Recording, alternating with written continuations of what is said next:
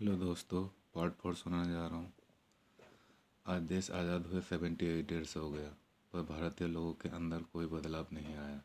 आज के समय कोई खुद को कहता है मैं हिंदू, कोई कहता है मैं मुसलमान, कोई कहता है मैं सिख, कोई कहता है मैं ईसाई और कोई कहता है मैं जैन। लेकिन सोचने वाली बात तो ये है, आज से 78 ईयर्स पहले ये सारे अंग्रेज़ों का गुलाम था। पहले ज़माने में जो लोग किसी राज्य में जीत हासिल करते थे, उस राज्य के लोगों को अपना गुलाम बना के उनके साथ अपनी मनमानी करते थे। सबसे पहले भारत देश पर नज़र पड़ा मुसलमानों की। इस्लाम जब शासक बनकर भारत आया, लगभग पूरे भारत में उन लोगों ने कब्जा कर लिया था और अपनी मनमानी भी बहुत करा। यह हमारे भारत देश में रहने वाले आर्य लोगों के लिए बहुत ही दुख की बात थी।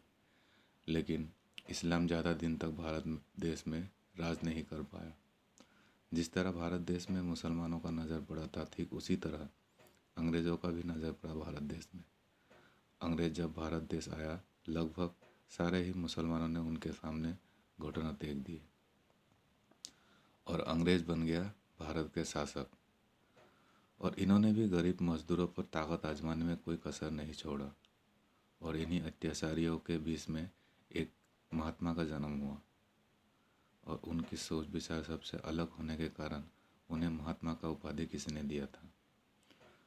और पूरे भारत देश में सिर्फ इनसे ही अंग्रेज़ों की फटती थी, क्योंकि वो दिमाग के बहुत तेज़ थे। लेकिन दुख की बात यह है, उन्हें भी अंग्रेज़ों का अत्याचार सहना पड़ा था। एक दिन उन्होंने सोचा, मैं अकेला चाह के भी उनसे लड़ नहीं सकता। इसलिए उन्होंने हिंदू, मुस्लिम, सिख, ईसाई इन सभी धर्मों को मानने वाले लोगों के दिलों में अंग्रेज़ों के लिए नफरत जगाने में सबसे बड़ा हाथ इन्हीं का ही था। इन्हीं का ही मास्टर प्लान से आज भारत देश आज़ाद है।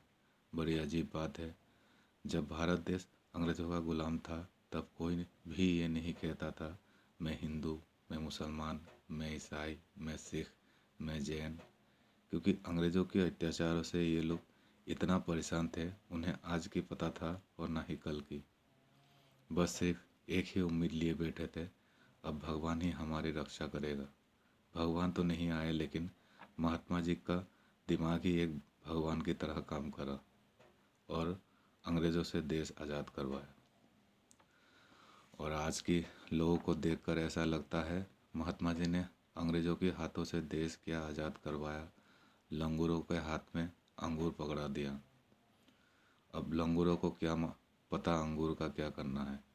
लंगूरों ने सबसे पहले अंगूर यानी भारत देश को बांटा। तो हिंदू, मैं मुसलमान, मैं सिख, मैं ईसाई, मैं जैन, ये था धर्म। अब आ जाओ जाति पे। दो चार जहाँ पंडित बस गया, वहाँ लोगों ने पंडित चौक बना दी। और जहाँ दो चार वाल्मीकि बस गए, वहाँ वाल्मीकि कॉलोनी बना लिया। और जहाँ दो चार गुज्जर बस गया, वहाँ गुज्जर बस्ती बना लिया।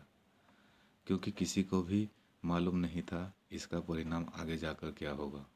और उधर जहाँ दो चार सरदार बस गया, वहाँ गुरुद्वारा बना लिया।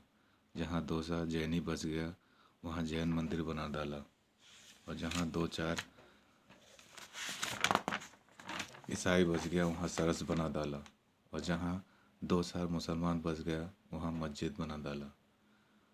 अब मैं यही कहना चाहूँगा, अंगूर जब इन लंगूरों के हाथ में दिया, तब ये मीठा अमृत था, लेकिन ये अंगूर आज जहर बन गया है।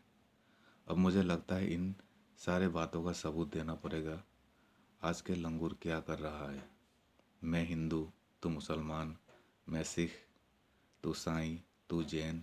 इसके अलावा अब जात पे आ जाओ, बड़ा जात, छोटा जात, अमीर गरीब, गोरा काला, खूबसूरत बदसूरत, बड़ा कम छोटा कम, मोटा पतला, ये भी आज एक हिंसा का कारण बना हुआ है।